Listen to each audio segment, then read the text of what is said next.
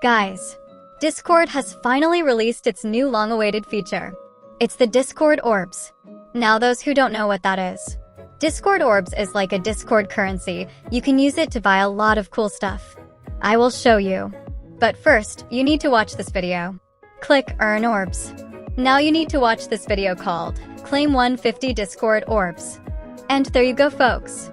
I got the free 150 orbs. Now you might be wondering what to do with these orbs. Click Explore the shop. Discord has its own cool shop where they also sell things like avatar decors, profile decors, badges, and even 3 days Nitro. Isn't that actually cool? But the sad part is you need 4,100 orbs for avatar and profile decor. But I am sure Discord will give you that much orbs in the future for free. Now this has me thinking why it took Discord so long to release this feature. I think, in my opinion, it's really cool because you don't just get free Nitro, but also avatar and profile decor, and to be honest, they will keep releasing quest videos for free Discord orbs. I am not sure if they're gonna put timer on it.